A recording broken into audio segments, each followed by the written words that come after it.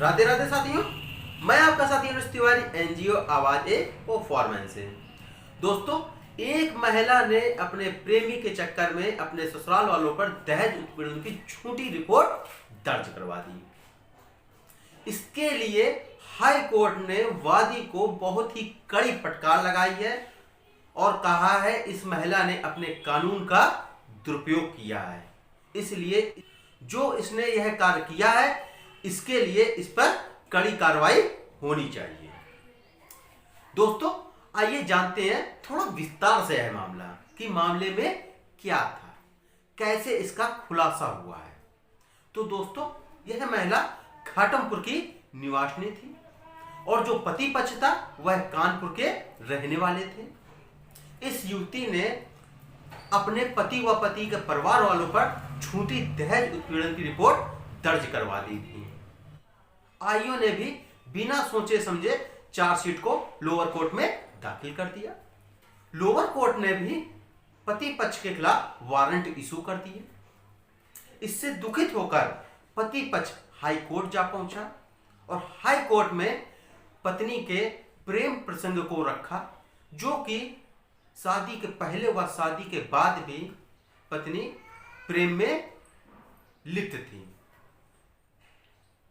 High court ने पूरा मामला देखा और कहा कि इस महिला ने अपने कानून का दुरुपयोग किया है, इस पर इसके खिलाफ कड़ी कार्रवाई होनी चाहिए।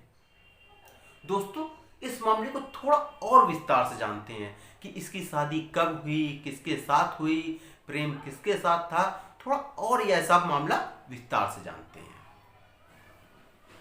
तो दोस्तों, इस महिला की शादी यशोदा नगर निवासी आशीष निगम के साथ में हुई थी। वह भी सन 2016 में हुई थी।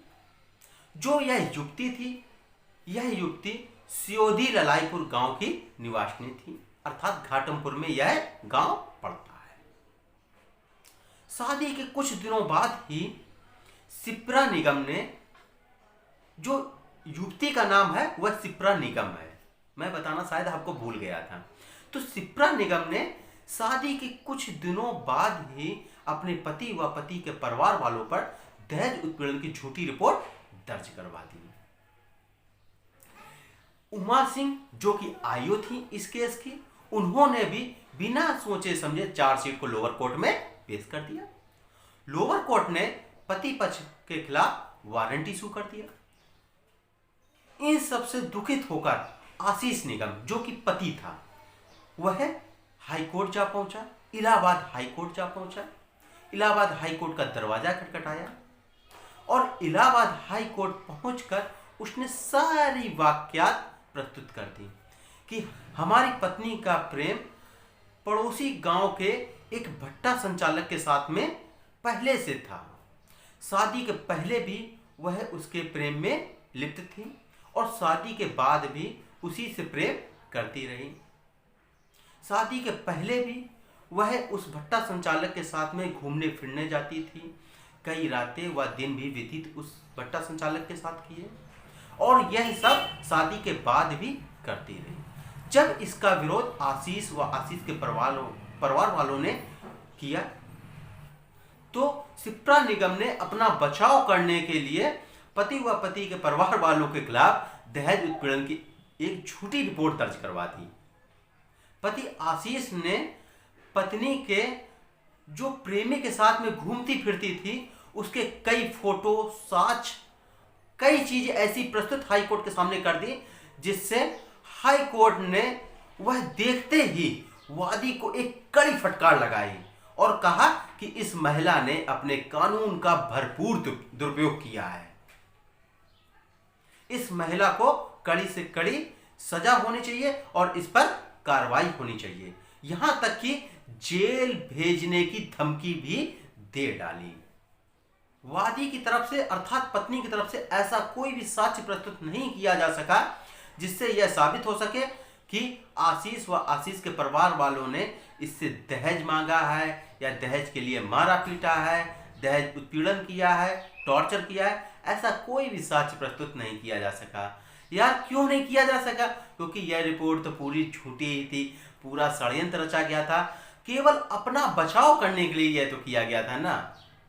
और हमारे देश में शिप्रा निगम जैसी कई ऐसी महिलाएं हैं जो केवल अपने स्वार्थ के लिए, सिर्फ और सिर्फ अपने स्वार्थ के लिए ऐसी झूठी रिपोर्ट दर्ज करवा देती हैं। और उस दहेज उत्पीड़न की झूठी रिपोर्ट में पति व पति के परिवार वाले बेचारे कई सालों तक फंसे रहते हैं, निर्दोष होते हुए भी फंसे रहते हैं और उनका खुलासा नहीं हो पाता है। हाई कोर्ट ने शिप्रा निगम व घाटमपुर पुलिस समेत कई लोगों को इस केस में दोषी माना है। दोस्तों, यदि आपको यह वीडियो पसंद आया है तो प्लीज इस वीडियो को लाइक जरूर कीजिएगा और हाँ, हमारे चैनल को सब्सक्राइब करना बिल्कुल भी ना भूलें, क्योंकि हमारे चैनल पर दहेज उत्पीड़न, भरण पोषण, घरेलू हिंसा व स्त्री धन जैसे कई जजमेंट के बारे में भी बताया जाता है और परिवार मसलों से संबंधित ऐसी लेटेस्ट न्यूज हमारे वीडियो पर सबसे पहले दी जाती है। तो दोस्तों, हमारे चैनल को सब्सक्राइब जरूर कर लें और हाँ, अगर वीडियो आपको पसंद आया है तो इस वीडियो को ज्यादा से ज्यादा ग्रुपों में शेयर करें ताकि हमारे देश में ऐसी महिलाओं के खिलाफ जागरूकता फैल सके और लोगों को पता चल सके कि हमारे देश में ऐसी महिलाएं अपने स्वार्थ के लिए पति व पति के परिवार वालों पर झूठी रिपोर्ट दर्ज करवा देती हैं। तो दोस्तों, इस वीडियो को शेयर करना बिल्कुल भी ना भूलें।